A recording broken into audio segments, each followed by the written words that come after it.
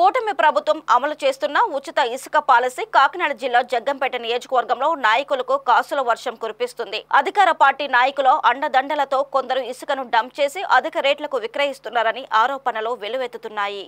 ఇక్కడి ఏలేరు కాలువలో లభించే ఇసుక అధికార పార్టీ నాయకులకు వరంగా మారింది. కిర్లంపూడి మండలంలో అధిక గ్రామాల వెంబడి ఏలేరు కాలువ ఉంది. ఈ కాలువలో లభించే ఇసుకను ఎడ్ల బండిపై తీసుకుని వెళ్లి ఆ గ్రామ పరిధిలోని వారు వాడుకోవాల్సి ఉంటుందని ప్రభుత్వ నిబంధనలు చెబుతున్నాయి. కానీ ఆ నిబంధనలను పక్కన పెట్టి ఇసుకను ట్రాక్టర్లు, లారీల ద్వారా ఇతర ప్రాంతాలకి తరలిస్తున్నారు. మండలంలోని ఏలేరు, ఆయకట్టు గ్రామాల్లో ఇసుక తరలింపు యథేచ్ఛగా కొనసాగుతుంది.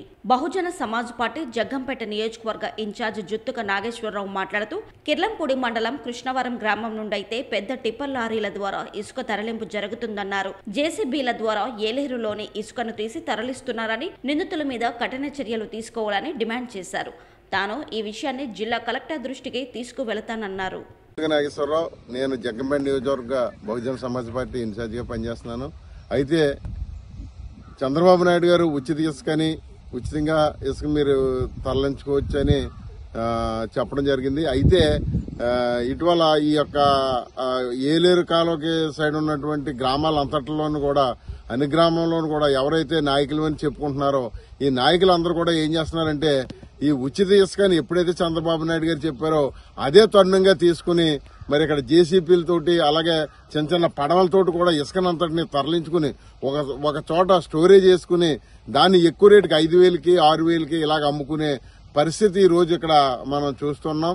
అలాగే మరి ఎందుకు మరి సాధన పైన వాళ్ళు అంటే ఒక ట్రాక్టర్ 2 ట్రాక్టర్లు ఉచితంగా పట్టుకెళ్ళినా పర్వాలేదు, కానీ దీన్నే అలసిగా తీసుకుని మరి ఇక్కడ ఉన్నటువంటి నాయకులని చెప్పుకునేవారు అందరూ కూడా మరి ఈ యొక్క ఇసుకనంతటిని కూడా భారీ స్థాయిలో భారీ ఎత్తున మరి ఒకే చోట స్టోరేజ్ చేసుకుని అమ్ముకునే పరిస్థితి, సొమ్మును గవర్నమెంట్కి వచ్చే సొమ్మును కూడా వాళ్ళు రాకుండా మరి వాళ్ళు కబ్జా చేసినటువంటి పరిస్థితి ఉంది.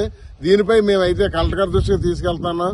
మరి ఈ విషయంలో అయితే ఏమాత్రం కూడా ఆలోచించకుండా పేద ప్రజలకు అందవలసిన ఇసుకని ఈ యొక్క నాయకులు అనే వాళ్ళు అందరూ కూడా మరి అధిక రేట్లకి స్టోరేజ్ చేసుకుని అమ్ముకునేటువంటి పరిస్థితి ఉంది. కాబట్టి ఈ విషయమై నేను కలెక్టర్ దృష్టికి తీసుకెళ్తానని ఈ సందర్భంగా తెలియజేస్తున్నాను.